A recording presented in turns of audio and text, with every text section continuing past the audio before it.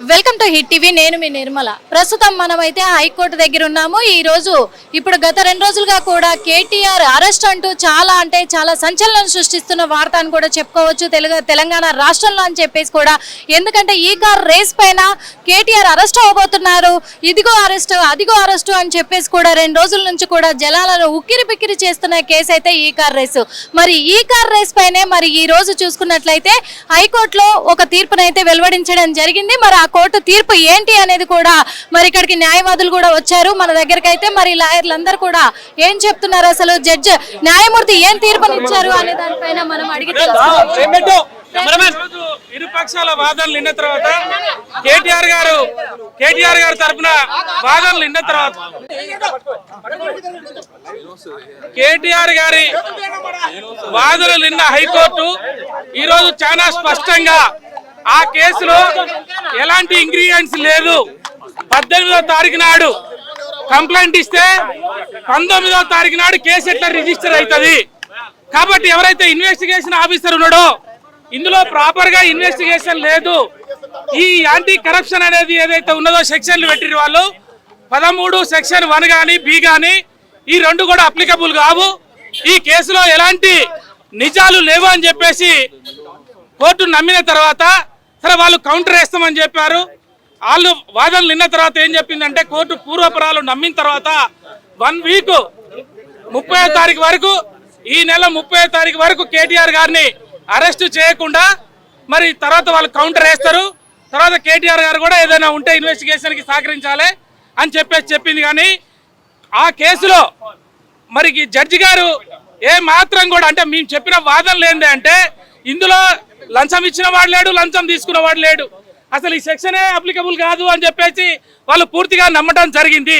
అది కేటీఆర్ గారు ఏంటి అంటే వారు మంత్రిగా ఉన్నారు కాబట్టి అడ్మినిస్ట్రేషన్ గ్రౌండ్లో ఆ రోజు తెలంగాణ రాష్ట్రానికి మంచి పేరు రావాలి, అక్కడ ఉన్నటువంటి ఎవరైతే స్పాన్సర్ చేసే వ్యవస్థ ఉందో కంపెనీ ఉన్నదో వాళ్ళు వెనకకపోతున్నారు, నష్టాలు వచ్చినాయి, మాకు లాభాలు రాలేదు అనే ఉద్దేశంతో వాళ్ళు వెనకకపోతున్నారు. కాబట్టి బాధ్యత గల మంత్రిగా ఈ రాష్ట్రం యొక్క గౌరవ ప్రతిష్టలు మరి మెరుగుపరచడం కొరకు ఇవాళ భారతదేశంలో మొదటిసారి వచ్చినటువంటి ఈ రేసు ఏదైతే హైదరాబాద్కు వచ్చిందో దాన్ని బ్రహ్మాండంగా ప్రపంచం ముందు నిలబెట్టాలి, హైదరాబాద్కు మంచి పేరు తీసుకురావాలి, మనకు కూడా మరి పెట్టుబడులు రావాలి, ఇక్కడ నిరుద్యోగిత తక్కువ చేయాలని చెప్పి కేసీఆర్ గారు ఆ రోజు అడ్మినిస్ట్రేషన్ గ్రౌండ్ లో తీసుకున్న నిర్ణయాన్ని అది తప్పు పట్టలేదు.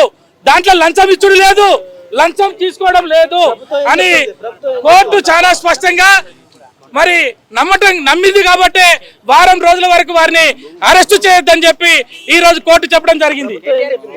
ప్రభుత్వం వాళ్ళు ఏం చెప్పినారు, ఇక్కడ వాళ్ళు ఏదైతే మొదటి కాంట్రాక్టు 2వ కాంట్రాక్ట్ అని చెప్పినారు, ఆ 2వ కాంట్రాక్ట్ కన్నా ముందే కొన్ని జరిగినాయి, అది మరి ప్రొసీజరల్ ల్యాబ్స్ ఉన్నాయి అక్కడ అని చెప్పినారు. కానీ వాస్తవానికి ఏంటంటే అది కాంట్రాక్ట్ ముందే జరిగి ఉన్నది కాబట్టి ఆ కాంట్రాక్ట్ ద్వారానే ఈ రాష్ట్రం యొక్క విలువల్ని ప్రతిష్టని పెంపొందించడం కొరకు కేటీఆర్ గారు ఆ రోజు తీసుకున్న నిర్ణయంలో లంచాలు ఇచ్చుడు లేదు, లంచాలు తీసుకొనుడు లేదు.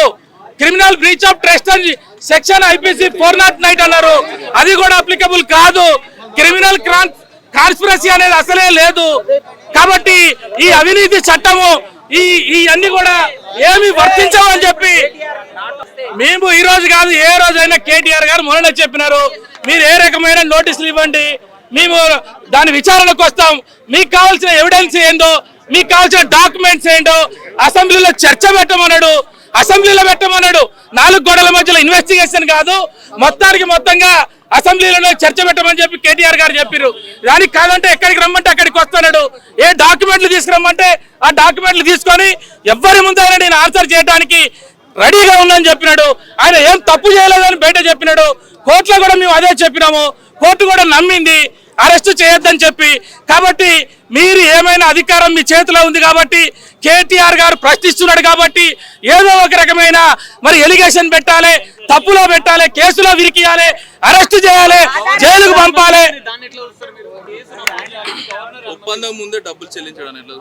దాని మీదనే ఏమంటే అంతకు ముందే ఉన్నది, అది ఒప్పందం అనేది ఇంతకు ముందు చేసింది ఒక ఒప్పందం కాదు, గతంలో ఉన్నటువంటి దానికి అనుగుణంగానే తీసుకున్న నిర్ణయాలు. అయినా ఇది లంచం ఎవరికి ఇచ్చారు? డైరెక్ట్ గవర్నమెంట్ బ్యాంకు నుంచే డైరెక్ట్ అక్కడ దానికి వెళ్ళే ఏదైతే వ్యవస్థ ఉందో ఇంటర్నేషనల్ గా ఈ రేస్ ఏదైతే నడుపుతున్న వ్యవస్థ ఉందో దానికే వెళ్ళాయి. దాంట్లో లంచం ఇచ్చేది ఏం లేదు.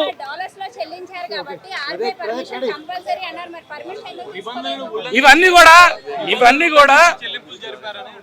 కూడా ఇన్వెస్టిగేషన్ లో జరుగుతాయని చెప్పి వాళ్ళు చెప్పినారు. ఎవరైతే అక్కడ ఉన్నారో గవర్నమెంట్ లీడర్ సంబంధించిన వాళ్ళు ఇదంతా ఇన్వెస్టిగేషన్ ఇంకా జరగలేదు, ఇంకా ముందు జరగాల్సి ఉందని చెప్పినారు. అది కోర్టులో ఉన్న విషయాలు కాబట్టి మేము పూర్తిగా ఆ విషయాలు మాట్లాడటానికి అవకాశం ఉండదు. న్యాయమూర్తి ఏం చెప్తారు ఫైనల్ గా? న్యాయమూర్తి గారు అదే కేటీఆర్ గారిని అరెస్ట్ చేయొద్దు, 30వ తారీఖు వరకు అరెస్ట్ చేయవచ్చు. చూసాం కదా, మరి ఇప్పటి వరకు అయితే 30వ తారీఖు వరకు అరెస్ట్ చేయవద్దు అని చెప్పేసి లోపల మాత్రము న్యాయమూర్తి తీర్పునిచ్చినట్టుగా కూడా తెలుస్తుంది. అదే విధంగా మరి ఇరుపక్షాల న్యాయవాదులు మాత్రము వాదోపవాదనలు పూర్తి చేసిన తర్వాత మరి కేటీఆర్ తరఫున వాదించిన లాయర్ మాత్రము తను గట్టిగా కూడా సవాల్ విసరడం జరిగింది. ఎందుకంటే పక్కా ప్రూఫ్స్ ఉన్నాయి, మా దగ్గర పక్కా ఆధారాలు ఉన్నాయి కాబట్టే మేము లంచ్ మోషన్ పిటిషన్ వేయడం జరిగింది అని చెప్పేసి కూడా చెప్పడం జరిగింది. అదే విధంగా ఈ రోజు చూసుకున్నట్లయితే ఉదయం మరి కేటీఆర్ గారు అయితే మరి లంచ్ మోషన్ పిటిషన్ వేయడంతో కూడా ఫస్ట్ నిరాకరించిన కోర్టు, అంటే ఇక్కడ విచారణకు అసలు అనుమతించని కోర్టు మళ్ళీ తర్వాత కూడా లేదు అనుమతిస్తున్నాము అని చెప్పేసి కూడా చెప్పడం జరిగింది. అదే విధంగా చూసుకున్నట్లయితే మరి ఆ కోర్టు మాత్రం తీర్పునిచ్చిన తర్వాత ఇప్పటి వరకు కొనసాగాయి. మరి ప్రభుత్వం తరఫున లాయర్ మాత్రము లేదు, 56 కోట్ల స్కామ్ జరిగింది, 2 విడతలుగా వాళ్ళు చెల్లించుకున్నాము అని చెప్పారు. కానీ అది 2 విడతలుగా చెల్లించింది మాత్రము అబద్ధము అని చెప్పేసి 2వ విడత మాత్రమే చెల్లించారు. మొదటి విడత అక్టోబర్ 13న చెల్లించినట్టుగా 2023లో చెల్లించినట్టుగా కూడా చూపించడం జరిగింది. అందుకు మరి 2వ విడత చెల్లించుకోవడానికి వాళ్ళు కట్టిన డబ్బులు అది నష్టపరిహారంగా, అంతేకాని అంటే అనుమతి కోసం చెల్లించుకోవాలి అనుకున్నారు తప్ప వాళ్ళు అనుమతి తీసుకొచ్చి ఈ కార్ రేస్ నడిపించి కూడా వాళ్ళు లాభాలు తెచ్చిపెట్టలేదు. లాభాలు తెచ్చిపెడితే మరి ఈ సంవత్సరం ఎందుకు మరి ఈ కార్ రేస్ వాళ్ళు వెనక్కి తగ్గారు అని చెప్పేసి క్యాన్సిల్ చేసుకున్నారు అని చెప్పేసి కూడా ఈ వాదోపవాదనలు అయితే జరిగాయి ఇక్కడ హైకోర్టులో కూడా. మరి ఆ వాదోపవాదనలు జరిగిన తర్వాత ఇదంతా కూడా కోర్టు దృష్టిలో పెట్టుకొని, న్యాయవాది దృష్టిలో పెట్టుకొని కూడా మరి ఎందుకంటే ఈ కేసును మళ్ళీ ఈ నెల 27వ తారీఖు వరకు వాయిదా వేసి 30వ తారీఖు వరకు కేటీఆర్ గారిని అరెస్ట్ చేయవద్దని ఆర్డర్లు కూడా పాస్ చేయడం జరిగింది. కానీ మొత్తానికి చూసుకున్నట్లయితే కేటీఆర్ వైపు న్యాయం ఉన్నట్టు తెలుస్తుంది. ఎందుకు అంటే ఏసీబీ అనేది అసలు ఇందులో పాత్రనే కాదు. ఏసీబీ అంటే యాంటీ కరప్షన్ బ్యూరో, వీళ్ళకి సంబంధం లేదు. సంబంధం లేనప్పుడు ఈ కేసులో వీళ్ళు ఎలా ఇన్వాల్వ్ అవ్వాల్సి వచ్చింది అని చెప్పేసి కూడా పేర్కొనడం జరిగింది. అంతేకాకుండా కుట్రపూరితంగా నా పైన ఈ కేసు అనేది కూడా నమోదు చేయడం జరిగింది.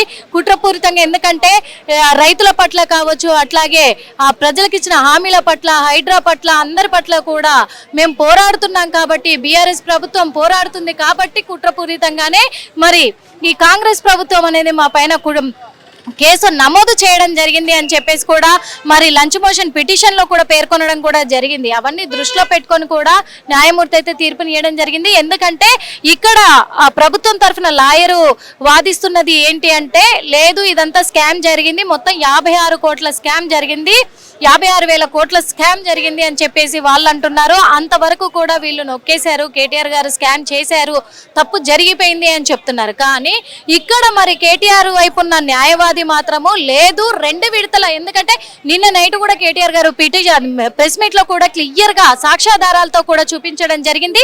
అవే సాక్ష్యాధారాలు కూడా ఈ రోజు హైకోర్టులో కూడా సబ్మిట్ చేయడం జరిగింది. మరి ఆ సాక్ష్యాధారాలు కూడా ఎలా ఉన్నాయి అంటే కూడా కేటీఆర్ గారు సమర్పించిన సాక్ష్యాధారాలు 2 విడతల అంటే 100 కోట్ల 10 లక్షలు కూడా ఈ స్కామ్ ఈ కార్ రేస్ లో పెట్టుబడి పెట్టినాము. ఆ పెట్టుబడి పెట్టిన దాంట్లో కూడా 2 విడతల చెల్లించాము, కానీ ఇంకొక 2 విడతలు అలాగే ఉండిపోయాయి. అసెంబ్లీ ఎన్నికలు రావడంతో ఆగిపోయాయి. తర్వాత ఏ ప్రభుత్వం అయితే గెలుస్తాదో మరి ఆ ప్రభుత్వమే కదా ఆ చర్యలు చేపట్టాలి, వాళ్ళు చేపట్టలేదు. కాబట్టి ఈ కార్ రేస్ వాళ్ళు ఈసారి క్యాన్సిల్ చేసుకోవడం జరిగింది. అంటే తప్పిదం ఎక్కడుంది అంటే కాంగ్రెస్ ప్రభుత్వం పైనే తప్పిదం ఉంది అని చెప్పేసి కూడా రాత్రి క్లియర్ కట్ గా కూడా మరి కేటీఆర్ గారు చెప్పడం కూడా జరిగింది. మరి ఇదే విషయాన్ని అసెంబ్లీలో చర్చించాలి, కేటీఆర్ గారి పైన నమోదు చేసిన ఈ కార్ రేస్ ని అసెంబ్లీలో చర్చించాలి అని బీఆర్ఎస్ నేతలందరూ కూడా గట్టి పట్టును పట్టి కూడా వాళ్ళు ఈ రోజు అక్కడ వాళ్ళు వాదించడం కూడా జరిగింది. కానీ ఈ విషయం పైన ముఖ్యమంత్రి రేవంత్ రెడ్డి గారు కానీ, కాంగ్రెస్ నేతలు కానీ, మంత్రులు కానీ ఎవ్వరు కూడా ఎటువంటి స్పందన కూడా ఇవ్వలేదు.